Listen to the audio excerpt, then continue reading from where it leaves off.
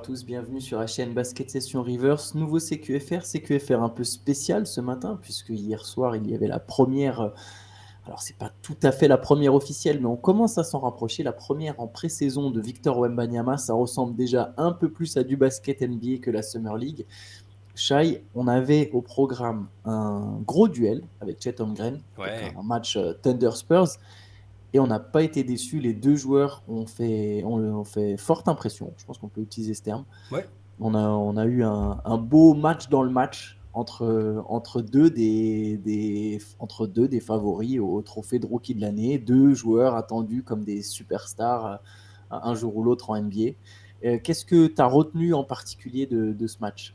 Alors déjà, c'est intéressant de souligner que c'est pas la première fois qu'ils s'affrontent parce que les gens ont peut-être soit savent pas, soit ont oublié, mais ils se sont affrontés en sélection le mondial de je ne sais plus quelle année, puisque c'était quoi 2010 juste avant le Covid, je crois. 2019, C'est j'aurais ça, dit. hein, voilà. Bon, en tout cas, ils se sont déjà affrontés et tout le monde avait vendu ça comme le duel entre les deux. Et c'était Kenneth Lofton Jr. qui avait été la star du match. Euh, cette parenthèse-là refermée, ce que j'ai retenu, c'est que sur le faible temps de jeu, enfin sur le petit échantillon qu'on a vu, parce qu'ils ont joué en première mi-temps hein, finalement. Ouais, euh, un peu bah, dans le bah, troisième, mais un petit peu, mais bon, alors, en tout ouais. cas, temps de jeu limité, autour d'une vingtaine de minutes pour les deux. Bah, c'est presque évident, mais j'ai bien aimé ce que j'ai vu, quoi. Ce qu'on sait des deux, on l'a vu en action. Au niveau des stats, bah, Victor, il fait 20 points, 5 rebonds, 2 interceptions, 1 contre à 8 sur 13, 4 pertes de balles, donc il y a eu des trucs un peu voilà, brouillons, ce qui est normal, Ouais. surtout à ce stade de la saison. Mais on a aussi vu de sa part les trucs, bah, ces fameux trucs d'extraterrestre où tu as l'impression qu'il a 2 mètres de retard, et il tend le bras et il fait une interception, ou alors Cette interception est ah, elle est incroyable. folle. Ou alors, bah, sur Jalen Williams, à un moment, il va le prendre au contre, alors que je pense que l'autre, il imagine même pas que Victor peut revenir sur lui. Donc, on a vu encore les actions qui font que c'est un mec spécial, même offensivement, quelques moves qui font que c'est un type spécial. Et pour Holmgren, bah, 21 points, 9 rebonds, 1 contre. Et dans le jeu, pareil. Je l'ai trouvé, au tout début, je l'ai trouvé un tout petit peu. Enfin, c'est un peu son style aussi, tu sais, il est pas, c'est pas le plus gracieux forcément de prime abord. Je me Ouais. suis demandé s'il avait pas les jambes un peu lourdes, et puis en fait, après, tu sais, il se délie petit à petit, et il devient de plus en plus fluide. Il est très bon dans la protection du cercle, il est offensivement très convaincant aussi. Je, pff, voilà quoi, on a vu ce qu'on va peut-être voir pendant des années en NBA, une espèce de. Bah, leurs trajectoires elles sont un peu parallèles. On va suivre les deux parce que tu as le super prospect américain, le plus récent en tout cas, et le super prospect international. Donc sur ce petit échantillon, bah, je pense peut-être que Benjamin nous en parlera parce qu'il était au match et il a d'ailleurs écrit un article que vous pouvez retrouver sur Basket Session sur justement un peu les coulisses de ce premier match à Oklahoma City. Car oui, Benjamin a osé aller à Oklahoma City. On sait pas comment, peut-être en Uber, vu qu'il nous disait dans la late session qu'il prenait des Uber. Mais ouais, voilà ce que j'ai retenu de cette première petite opposition. Ouais, il y a des petits trucs qui m'ont marqué, des petits détails. Déjà, je trouvais que, enfin, j'ai vu que Victor Wembanyama défendait beaucoup sur des extérieurs, notamment sur Jalen Williams. Ouais, Ce qui explique d'ailleurs le moment où il lui met un compte par derrière, c'est que d'abord il s'est fait crosser. En fait, je pense que c'était les Spurs de toute façon vont se servir de la pré-saison et même de cette première saison à mon avis en NBA pour tester beaucoup de choses. Ça a l'air d'être le mot d'ordre, ça a l'air d'être l'objectif. Là, on a vu beaucoup Wembanyama défendre au large, profiter de sa mobilité et de son envergure pour essayer de gêner des extérieurs. Euh, je ne sais pas dans quelle mesure vraiment ça c'est durable. Après, on verra parce que, enfin, va savoir. Avec Wembanyama, va savoir. Alors, j'ai l'impression quand même, pardon, sur la gorge. Jalen Williams, par moment, il n'a pas osé y aller justement parce que devant lui, tu as un mec qui a des bras, on dirait Pierre le Pélican. Mais c'est quand même, tu sens que si le mec ose y aller, il y a quand même deux, trois fois, il le passe. Après, Wembanyama peut évidemment, il a des longs bras, il est quand même suffisamment véloce pour recouvrir à temps et c'est ce qui se passe sur le contre. Mais il y a des moments où il est battu, on l'a pas vu beaucoup défendre à l'intérieur, voire pas du tout défendre à l'intérieur. Je ne sais pas voilà, dans quelle mesure ça pourra vraiment se retranscrire dans des matchs à forte intensité ou à très haut niveau, mais c'est intéressant de voir ça. J'ai trouvé qu'il était solide dans le trafic pour scorer, mine de rien. Pareil, en fait, il a joué comme un extérieur. En fait. Hmm. Mais bon, ça, on s'en doutait. On savait que son modèle, c'était Kevin Durant. En fait, en attaque, qui joue comme un extérieur, ça ne me surprend pas. Alors, en défense, j'étais un peu plus surpris. En attaque, voilà, souvent, il partait de l'aile, il a drivé. Je l'ai trouvé plutôt solide pour finir dans le trafic. Je sais qu'il y a beaucoup de gens voilà, qui se sont demandé. Alors, il a aussi annoncé d'ailleurs qu'il avait pris 7 à 8 kilos de muscle. 7 à 8 kilos, donc on imagine que c'est surtout du muscle Ouais. depuis Hmm. sa draft. Beaucoup de gens se demandaient, tiens, est-ce que sur les impacts, il va voler, il va pas réussir à pouvoir finir dans le trafic parce que justement, il est trop léger. Bah là, alors bon, c'est de la pré-saison, mais là, sur ce match-là, je le trouvais plutôt solide dans le trafic à chaque fois.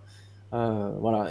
Autre truc qui m'a impressionné, il cavale de fou, Wembanyama. Il y a Hmm. plein de contre-attaques en fait où c'est lui le premier, quoi. Il cavale. Et littéralement, on aurait dit un ailier qui part en contre-attaque dès que la balle est récupérée et qui est largement devant les autres. Donc, et il y a des paniers faciles d'ailleurs en contre-attaque, dont des dunks évidemment, hein, de Victor, parce que justement il court. Voilà, ça, c'est des petits trucs qui m'ont marqué. Après, c'est vrai que j'ai un peu moins regardé Chet Holmgren. Et juste, par contre, je vais te lancer là-dessus, du coup, je pense. Je trouve qu'il y a. Alors, on va le monter en épingle parce que on est les médias, puis ça fait vendre et tu as commencé à en parler, mais il n'y a pas un début de rivalité, mais il y Ah, a quelques il y a actions, quelque il y a chose. quelques petites. Ouais, il y a un petit truc. Il y a un petit truc que eux vont nier, mais qui est là, quoi. Quelques petits exemples. Il y a le moment où donc il rentre dans le trafic justement en agressant Holmgren, il finit au contact et il flex en fait après. Donc Ouais, Holmgren tombe, il flex au-dessus de lui, tu vois, parce qu'il a le end one. T'as Holmgren justement qui a tweeté sur cette action en disant ouais bah ouais le coup de boule c'est un move instoppable parce qu'effectivement tu vois sur le ralenti que Wembanyama lui met un petit coup de boule. Il ouais. y a un moment aussi où Wembanyama il met un 3 points et Holmgren l'action d'après première intention c'est un tir enfin c'est un tir dégueulasse. Il le met Hmm. et il voit le cercle, hein. C'est pas un tir à la Kobe avec 4 mecs devant lui, c'est pas une Dion Waiters quoi, mais il prend, tu sens qu'il a l'envie de lui répondre et il lui répond directement. Voilà, après Holmgren en conférence de presse a dit non mais c'était pas le Vic contre Chet, c'est Spurs Thunder. Voilà, évidemment il nuance le truc, mais il y avait quand même ouais, un goût de Chet contre Victor quoi. Ça a discuté un peu de cette rivalité-là, enfin vite fait. C'est dans l'article de Benjamin de ce matin, justement.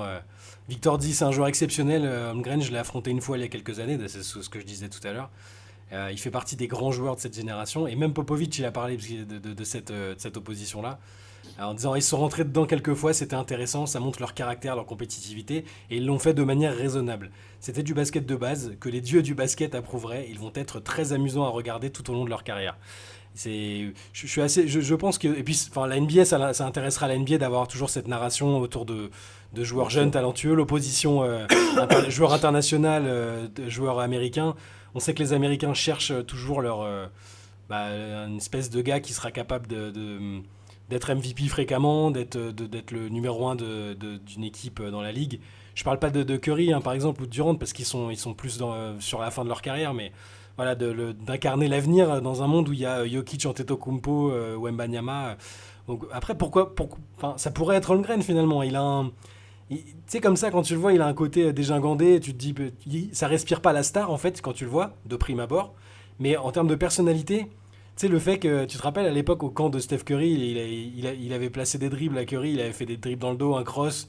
Tu sens qu'il a, même quand il parle, c'est pas un mec bruyant, ultra bavard, mais tu sens qu'il est capable de. Bah, rien que le tweet là, le coup de boule, tu vois. Il a du charisme, il a Ouais. une personnalité, il a un caractère intéressant. Ouais. Je valide pas de fou la barbe qu'il a arborée cette nuit. Je suis plutôt pro barbe, hein, tu t'en doutes. Ça me dérange pas les barbes, mais je sais pas, ça m'a surpris. J'étais pas prêt, je crois. Non, mais il a quelque chose. Il a quelque chose.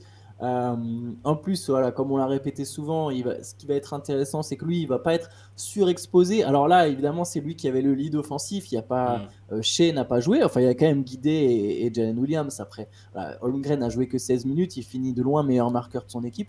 D'ailleurs, on n'a même pas parlé du score. Je pense que de toute façon, ça Oui, n'a pas vraiment c'est vrai. d'importance à nos yeux. Mais le Thunder a gagné 122 à 121. Le Ouais. Thunder a gagné de peu mais il n'y avait plus dans le Money Time, il y avait plus aucun des joueurs qui joueront vraiment pendant la saison régulière. Enfin, Je me demande s'il y avait même pas Nick Collison qui s'est planqué et qui est revenu. gratter quelques minutes.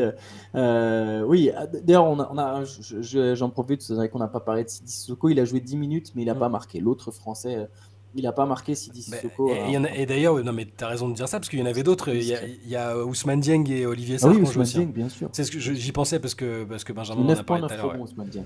Ouais. Ouais, non, il a fait une bonne rentrée assez active, comme c'est un peu à l'image de ce qu'il a fait en Summer League. Je pense que OKC va lui donner du temps de jeu cette année, ça a l'air d'être le projet. Pour Sarr, c'est plus difficile. Quand il a joué les précédentes saisons, c'était toujours propre, efficace, il n'y a pas de problème. Mais je suis pas sûr que qu'il joue Et, beaucoup. non, mais là, avec les Ouais. objectifs. Pardon, vas-y. Non, juste, Non, j'ai à rebondir juste sur Sissoko parce que visiblement, Pop a dit que ce serait plutôt de la J-League dans un premier temps. ce qui nous semblait absolument logique, en fait. Ouais. Ça. C'est logique, mais Enfin, j'avoue que je m'étais dit, ah, il va jouer un peu le charbon à défendre fort, et puis peut-être qu'il va toujours rester dans la rotation, tu vois. Mais bon, non, mais oui, c'est logique. c'est C'est logique et pas logique parce que finalement, il a fait toute la saison dernière en J-League et la progression, bon. Mais Ouais, mais en fait, tant que les Spurs sont pas encore fixés sur leur place au classement, tu vois, la saison.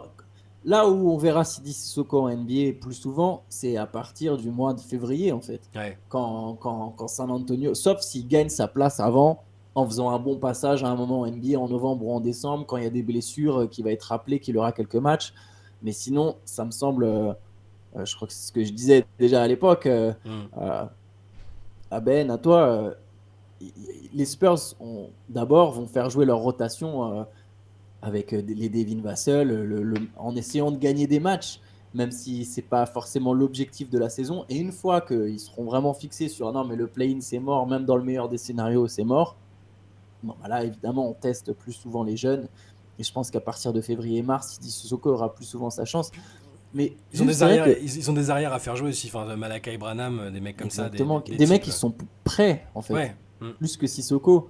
Et Sissoko offensivement, c'est encore trop limité là, je pense, pour ce niveau. Ça va être, Oui, ça sans va doute, être sans peut-être doute. une des marges en J-League pour lui. Ça va être d'essayer de scorer. Hmm. Euh, juste le simple fait, tu vois, que même nous qui essayons de pas être dans le, tu vois, de pas juste surfer sur le truc Wembanyama, c'est vrai que tout bêtement, on a ouvert ce truc, on a oublié le score, Ousmane Dieng, Sarr, Ouais. Sissoko.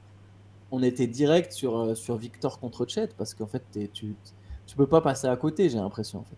Mais non, de toute façon, enfin, ça va être comme ça toute la saison, hein. Enfin, on va essayer de pas non plus.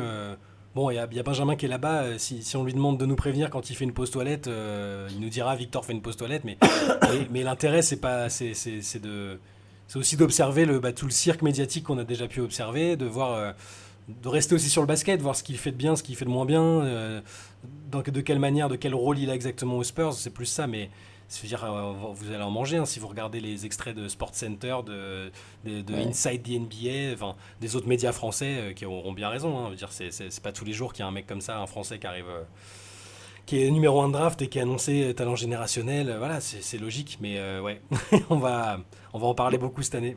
en tout cas, sa première est intéressante, hein. On rappelle ses stats, donc 20 points, 5 rebonds, 8 sur 13 au tir. Après, Mm. il a mis quelques tirs difficiles, hein. Il met un espèce de 3 points en déséquilibre. Il met un scoop lay-up que j'imagine beaucoup de gens ont déjà vu sur les réseaux où il termine main La main gauche. gauche, ouais. Mm. Ouais, malgré Holmgren d'ailleurs, justement.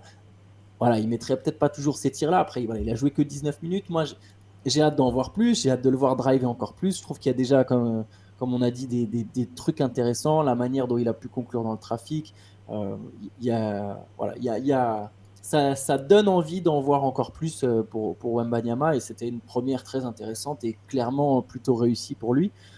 On peut passer peut-être à un autre match. L'autre match que j'ai trouvé particulièrement intéressant, je t'avoue que le Celtics-Knicks, Bah, il faut j'ai zéro Non image. mais c'est surtout que les Celtics, ils ont mis au repos absolument tous les joueurs qui étaient Ouais. titulaires et même au-delà du match contre Philadelphie. Donc bah, le 5 avec Pritchard, avec Luke Cornett, Dalano Banton, bah, c'est des joueurs on verra cette année, mais c'est pas Ouais. les conclusions sont pas très. Et ils ont tenu le match, hein. Le match ils l'ont tenu. Les Knicks, bon, je sais pas ce qu'a fait Thibodeau, il a fait jouer Bronson 6 minutes et après À tel point, quand je me suis levé avant de regarder le résumé, je me suis dit, mais qu'est-ce qui s'est passé? Il s'est blessé? Et apparemment, Il y non. avait peut-être une petite frayeur, non, même pas. Non, non, non, apparemment c'était prévu, il avait dit minute limitée. Et ce match-là, juste peut-être avant de passer à l'autre, qui était effectivement Ouais. très intéressant, dire qu'Evan Fournier a rejoué. Oui, il va me fournir à rejouer, bien sûr. Voilà, il met 10 points, 11, c'est 11, bien. ouais. 11 points, pardon, ouais. Ouais. Bah, c'est. J'ai pas envie de mentir et de dire ah bah c'est bon, c'est le signe qui va peut-être jouer cette année, que Thibodeau. Non, je pense que là il a fait une large revue d'effectifs et qui s'est dit qu'il allait faire jouer aussi un peu Evan. Et bon, bah, j'aimerais que ça veuille dire quelque chose, mais j'y crois pas trop malheureusement. Yes, je sais pas trop quoi en penser non plus. Après, peut-être s'il fait vraiment des cartons en pré-saison, peut-être que, ou en Ouais, tout cas, s'il met vraiment beaucoup de shoots en pré-saison, Thibodeau se dira peut-être, ah, pourquoi pas le mettre comme joker offensif dans sa rotation. Parce que Thibodeau, ça me fait rire quand même, cette histoire de défense. Je tiens à dire que c'est un mec qui faisait jouer John Lucas 3, qui donnait des grosses minutes à John Lucas 3, et c'était clairement pas le meilleur défenseur de la ligue, quoi. Enfin, bon, après, c'était il y a quelques années, hein, il a peut-être changé son fusil d'épaule, mais enfin, il donnait 24 minutes de temps de jeu à Carlos Boozer. Bon, Carlos Boozer était un très fort attaquant, tu vois, mais il y avait quand même des mecs dans sa rotation qui étaient Kyle Korver. Je sais pas, Kyle Korver avait du temps de jeu. Bien sûr, il était important, il apportait du spacing aux Bulls, mais voilà, il y a des joueurs qui savaient pas défendre et qui jouaient aussi des minutes. Et Evan Fournier n'est pas non plus une tâche absolue en défense, quoi. C'est quand même un mec qui fait les efforts. Je pense ouais. qu'il a du spacing à leur apporter. Donc j'espère que voilà, là, par exemple, il a mis 3 paniers à 3 points. J'ai pas vu les images, hein. J'ai juste la stat. Il a mis 11 points, 3 paniers à 3 points. S'il fait, si voilà, en pré-saison régulièrement, il met des 3 points, j'espère que Thibodeau se dira peut-être, bah, Moi, je il y, a, pense. il y a quelque chose, Non, tu mais vois. c'était déjà le cas l'année dernière. Il les mettait, hein, les 3 Ouais. points. Enfin, quand il jouait, même si il n'était pas sur le même, sur le même pourcentage que la saison précédente ou sur le même volume. Mais dire, tu sais que les shooters shootent, les shooters ils marquent. Enfin, donc c'est juste qu'il y a quelque chose qui lui revient pas chez Evan dans sa manière de jouer ou dans la personnalité. J'en sais rien, mais il y a un truc qui fait il est clairement passé à autre chose, quoi. Enfin, la preuve, c'est ce qu'il dit en pré-saison. Quand il dit ouais, ouais non mais j'ai du respect pour lui mais regardez Ouais, le bilan, notre différentiel de points, je sais plus c'était le net rating ouais. et le bilan victoire-défaite tout simplement, on peut pas aller contre ça. Donc en gros il nous dit quand je fais pas jouer Evan on gagne des matchs. Donc c'est compliqué. Bon bref, je pense pas qu'on le verra beaucoup au Knicks cette année et j'espère qu'il sera tradé en fait. Ouais, bah, j'espère aussi. Ouais, je crois que son contrat arrive à expiration à la fin de l'été. Ce serait bien qu'il y ait un moment un Ouais. petit trade pour aller débloquer sa situation. Du coup, l'autre match, c'était Ouais. Lakers-Nets. Alors, je vais donner le score cette fois-ci. Victoire. Donc, bon, les Knicks ont battu les Celtics. Voilà, pour ceux que ça intéresse, les Knicks ont battu les Celtics 114 à 107. Euh, je sais même plus qui a scoré pour les Knicks. Je vous dis ça. 21 points d'Emmanuel Quickley. Voilà. Maintenant, Lakers-Nets 129-126.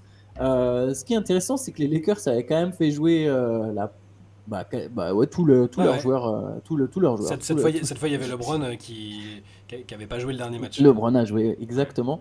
Les perfs que je trouve particulièrement intéressantes, il y a Ben Simmons du côté des Nets Hmm. dans l'attitude. Alors, je vous donne les stats après je te donne la parole. Lui, il met 10 points, 3 passes en 14 minutes, mais j'ai trouvé que dans l'attitude, pour quelqu'un qui n'a pas joué depuis très longtemps, il y a des moves, il va au drive, Ouais. notamment il met un drive sur LeBron. Il y a des trucs que je trouve très intéressants chez Ben Simmons.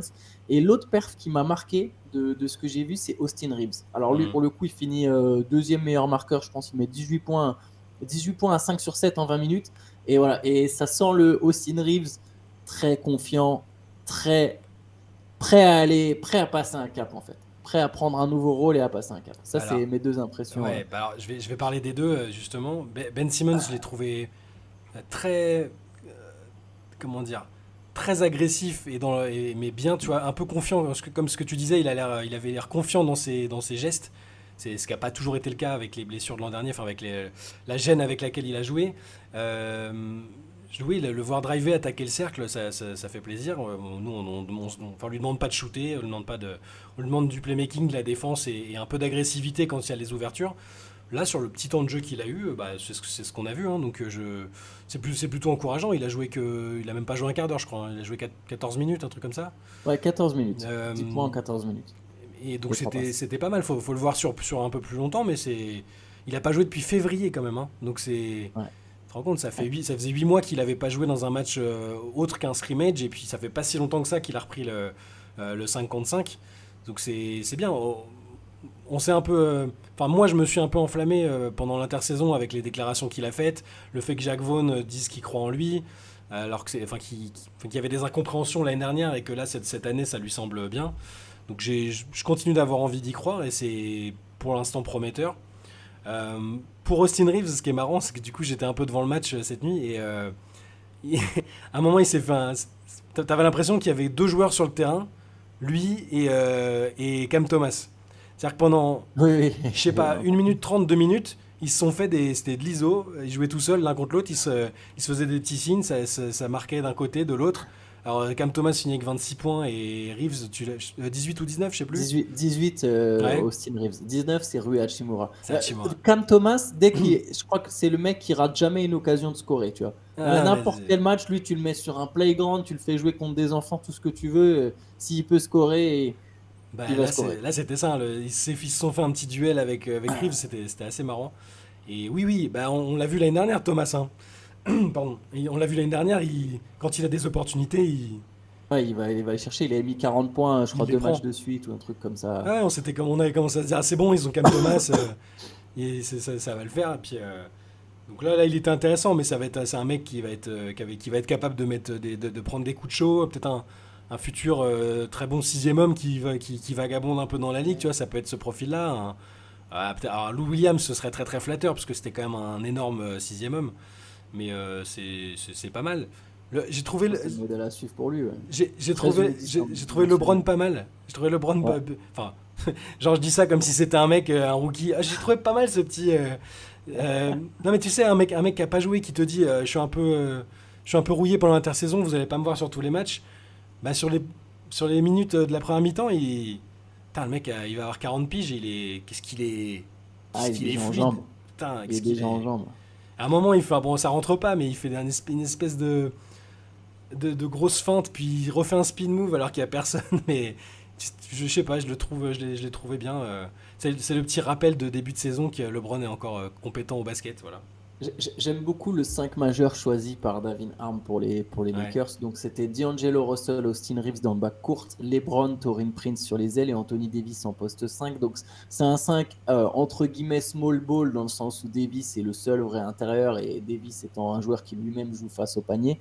Davis d'ailleurs qui fait 13 points, 7 rebonds en 14 minutes et 3 Mm. blocs, plus 17 de différentiel. Bref, du Anthony Davis dominant. Je trouve qu'Anthony Davis, il a beau vouloir jouer 4, ça reste quand même Ah non mais. la configuration dans laquelle il est injouable, c'est justement ce genre de 5. Et ça, c'est un 5 pour les Lakers. Voilà, il y a de la défense, il y a de la taille pour un 5, petite taille, ça court, il y a du shoot. Euh, je pense que c'est vraiment la configuration parfaite pour eux. Sachant que sur le banc, ils ont un joueur comme Hachimura qui est très intéressant, qui, comme j'ai dit, la met 19 points. Lui, dès qu'il peut, il score, il défend, il est athlétique. Il y a sur le banc, il y avait Gabe Vincent, bon, qui a balancé un 2 sur 7 à 3 points, mais voilà, ils ont une belle équipe. Et Ouais, juste, ouais, vas-y.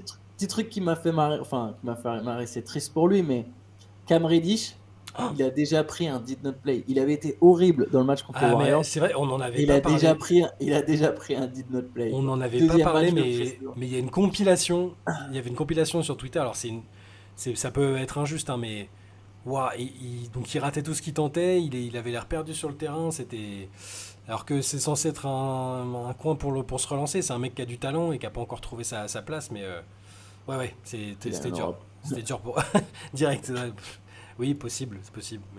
Mais Ou en Chine, je sais pas où est-ce qu'il ira. Il y a 15 joueurs qui ont joué quand même. Il y a 15 mecs qui ont hmm, joué du côté des Lakers. ouais. Et lui, il a pas joué. Mais voilà. Bref, c'est compliqué pour Cam Reddish. Après, bon, il y aura d'autres moments pour le voir, je pense, dans la saison. Mais, Ouais. mais bon, voilà, ça c'était pour les matchs de cette nuit qui honnêtement étaient plutôt intéressants. Hmm, J'ai envie de te changer complètement de sujet, de te lire une déclaration de Tyler Hero et tu me dis ce que tu en penses. ok. Alors, je suis heureux que Portland ne voulait pas de moi. Je ne voulais pas de Portland. C'est une voix personnelle contre Portland. Alors, on comprend que ça le faisait chier de jouer à Portland. Ma valeur a peut-être baissé aux yeux des gens, mais je suis un meilleur joueur que l'an dernier. Donc il n'y a je ne vois en gros, je le fais en verbatim, Ouais. en interprétation. En gros, je ne vois pas pourquoi ma valeur a baissé.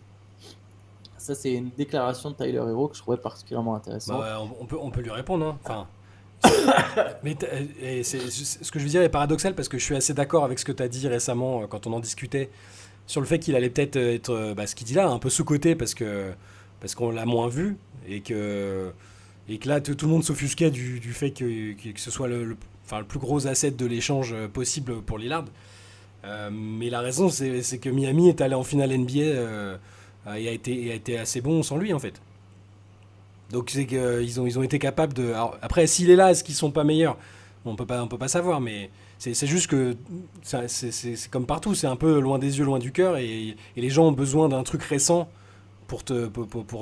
pour que tu restes haut en termes de valeur et de popularité. Mais par contre, je pense c'est très possible qu'il rappelle pourquoi est-ce il est aussi coté, pourquoi est-ce qu'il a un gros contrat, pourquoi est-ce qu'il a été en MIP ou sixième homme. T'en sais, j'ai un doute. Enfin, c'est un sixième homme. Non, mais parce qu'il Il avait gagné c'est le titre de sixième homme qu'il a gagné ou de MIP? Non, il c'est a sixième gagné homme. un trophée. Ah, je suis quasi sûr. Bon, s'il a gagné un trophée, c'est sixième homme, mais je me D'accord. souvenais même pas qu'il avait gagné un Ouais. trophée. Mais je pense il va rappeler que. et- Ah oui, sixième homme de l'année en 2022, oui, t'as raison. Ouais. Ouais, non, voilà, c'est ça. Je m'en souvenais même plus, très sincèrement. Ah non, mais ça arrive, on sait plus trop les. Ouais, il était à 20 points, 5 rebonds, ça Ouais. passe. Ah ouais. Alors lui, son défi, c'est de montrer que ça aurait pas été si ridicule que ça, que ce soit le plus gros asset d'un trade pour un gros joueur, en fait. Qu'une équipe je peux comprendre qu'ils se vexent en se disant avec le contrat que j'ai et le fait que j'ai montré que je pouvais tourner à plus de 20 points, enfin à 20 points au plus, en théorie, je suis le profil de joueur pour lequel une équipe est capable de se dire tiens, on va commencer à reconstruire autour de lui. Parce qu'il est jeune, parce qu'il score fort, tu vois. Et je pense qu'il est un peu vexé de ça et qu'il va essayer de montrer cette année que, bon, voilà, il a quand même un niveau.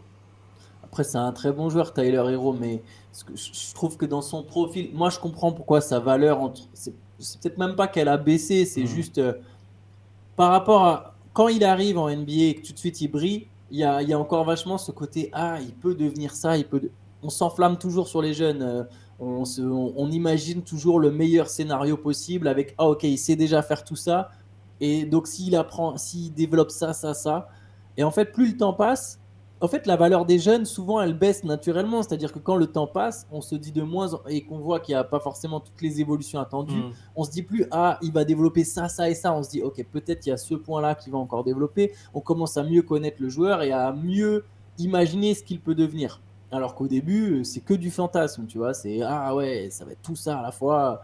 Et enfin, je sais pas. Réfléchissez même depuis que vous suivez la NBA, le nombre de joueurs qui ont été draftés, combien ont été annoncés comme des futurs MVP et combien dans le lot ont vraiment été nommés MVP, tu vois. Je sais pas si tu te souviens, mais par exemple, si on prend un exemple, un mec qui est cher à la late session, mais Karl Anthony Towns, qui est un excellent basketteur par Ouais. exemple, Hmm. il est arrivé vraiment avec ce statut de c'est un futur MVP. Ouais. Je sais pas si toi, là, dans les 5 prochaines années, tu arrives à imaginer Karl Anthony Towns MVP. Bah non, Tu vois, ouais, forcément. tu vois, et pourtant, Karl Anthony Towns, je le répète, c'est un super joueur. De, pareil pour tellement de gars, même Julius Randle a été présenté comme un multiple All-Star, il y a plein de gars comme ça. Donc Tyler Hero, sa valeur, elle a baissé aussi parce que quelque part, d'un côté, il prend de l'âge, on voit un peu plus le joueur qu'il est, même s'il est encore jeune, hein, il a encore une marge de progression. Et ça ressemble vachement à un scoreur, mais juste scoreur. Il peut avoir ce côté un peu unidimensionnel.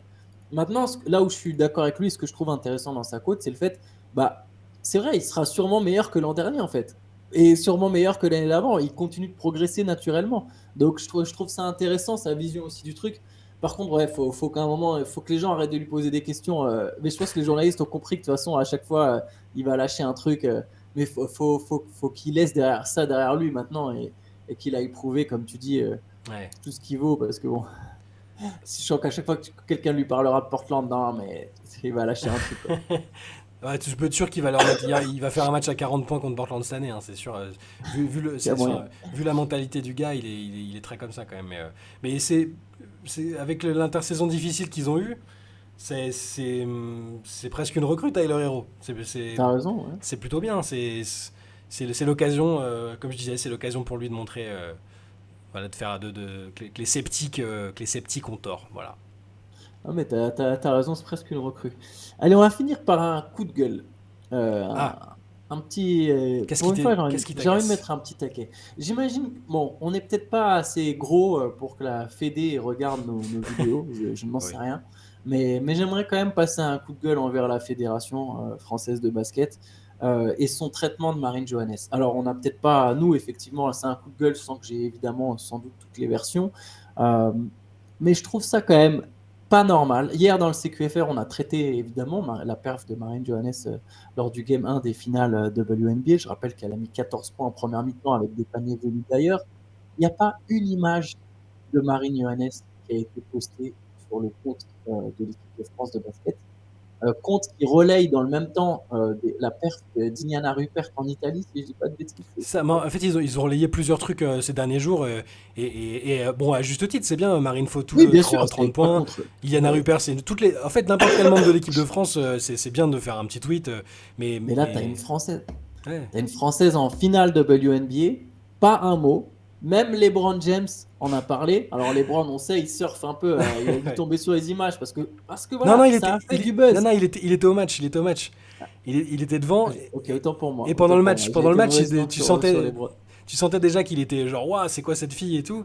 Et après, il a retweeté une action, un highlight où elle shoot encore sur une jambe en se décalant. Et il a mis genre, she's got a cannon, tu vois. C'est genre, c'est une malade, elle a un canon à la place du bras. Et, du coup, c'est-à-dire que même LeBron James, il te fait un tweet pour dire, ouais, bravo. Et la Fédé qui est en. En fait, je pensais que ça s'était un peu réglé, tu vois. Après, on en a beaucoup parlé de son absence au dernier Euro. Et c'était dommageable pour toutes les raisons qu'on avait évoquées. Hein. Le fait elle voulait juste s'absenter 5 jours pour satisfaire des exigences administratives avec New York, pas forcément y jouer, hein, on le rappelle. Et je m'étais dit, bon, il y a les JO qui approchent. Ils vont peut-être se voir autour d'une table entre les différents responsables, entre Toupane le coach, Céline Dumer qui est un peu GM. Enfin, tu te dis, c'est pas possible que. Là, moi, je partais dans l'idée que la fameuse sanction de pas mettre les joueuses ou joueurs qui viennent pas, de pas leur permettre de faire les JO. Je m'étais dit, bon, là, avec Marine Johannes, ça devrait le faire. En plus, ils ont vu que ça avait ému un peu les gens, enfin, que ça les avait saoulés. Là, tu regardes sur tous les tweets de la Fédé, ils mettent les gens, les fans, ils mettent des actions de Marine Johannes, tu vois, pour troller un peu, mais je comprends pas, j'avoue que là, ça peut pas être juste un CM qui est un peu négligent, parce que c'est quasi des consignes là à ce niveau-là. Ouais, et du coup, tu te dis, mais c'est la fierté, c'est quoi? C'est la fierté la Fédé, enfin, là, sur cet épisode, est représentée par un ado de 15 ans. Enfin, je capte pas le côté fierté et surtout qu'en fait, je vois pas l'intérêt. C'est juste ridicule. T'as je ne sais combien d'acteurs du sport, donc de joueurs, hein, des joueurs pros, des fans, tout ce que tu veux, qui soulignent ton comportement en disant mais c'est n'importe quoi, et tu continues à t'enfoncer là-dedans. Enfin bref. Euh, Après, voilà, je le répète, on a évidemment sans doute pas toutes les versions, hein, mais je trouve ça ridicule. Il y a rien Bref, qui. En fait, on verra. dans leur conflit, on a eu à peu près toutes les versions, hein, mais en fait, même s'ils étaient en froid, ça reste une internationale, ça reste la joueuse la plus médiatique de l'équipe de France. Et un tweet, ça va tuer personne pour dire bravo, félicitations. Ça aurait été n'importe quelle joueuse. Tu vois, Ouais. ah bon. On Non, mais quand je dis verra après le match. les versions, on ne sait pas quels sont les rapports actuels, la manière Ouais. dont les discussions qu'il y a pu avoir ou pas, en fait. Mais voilà, c'est Là, ridicule. je pense qu'on a une réponse là. Parce que là, Ouais. franchement. Parce que Enfin bon. c'est-à-dire que tout le Twitter US j'ai regardé le match, Oui, hein, tu sais bien. Et il n'y avait pas elle que LeBron, hein. tendance. Il y a pas que LeBron, c'était TT Oui. TT USA, Marine Johannes. Donc, et tout le monde, la coach adverse, Becky Hammon, elle dit, ah, c'est quoi cette joueuse, enfin, et toutes les joueuses de la ligue qui n'étaient pas qualifiées pour les finales, elles ont tweeté sur Marine Johannes. Enfin bref, c'est. Gabby Williams, d'ailleurs, l'a fait aussi, sa coéquipière Ouais. en équipe de France. Ouais. Enfin.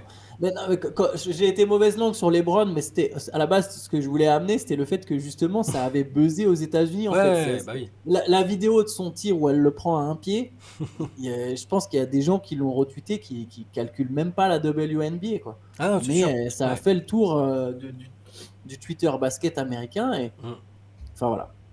On termine là-dessus sur cette note. On en reparlera peut-être dans une late session, allez savoir à un Ouais. moment ou un autre. Peut-être ce soir même. Peut-être ce soir, voilà, dans la late session de ce soir, soyez au rendez-vous 23h sur Twitch. Ouais. Moi, j'aurais peut-être un poil de retard. D'accord. Si Un Antoine poil en traîne, retard, mais mes entraînements terminent plus tard qu'avant, sachez-le. si Antoine traîne un peu, je vous chanterai des chansons, voilà. Mais j'essaierai d'être à l'heure.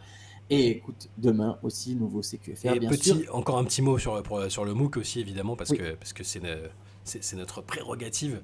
Sur, évidemment. sur le fait que le MOOC 13 est disponible en précommande, en tout cas, avec les frais de port offerts jusqu'au 27, je crois, si je dis pas de bêtises. MOOC sur les losers, si vous n'avez pas écouté le CQFR d'hier, où on en parlait un peu, et suite vendredi, je crois. Voilà, n'hésitez pas à foncer, parce qu'on on est comme toujours assez fiers du rendu. Là, on est en train de le finaliser. Et voilà, n'hésitez pas à le précommander sur notre site sur Basket Session dans la rubrique Reverse. Voilà, c'était le petit mot promo que vous aurez du mal à y échapper dans les prochains jours parce que voilà, on utilise la Bien plateforme comme sûr. on peut. Et que, bah, tu as tout à fait raison, tu as bien fait d'y penser. Donc, allez jeter un œil. Et bah, écoutez, en attendant, bonne journée à tous. Et on se retrouve ce soir ou demain sur YouTube. Ciao à tous! Ciao.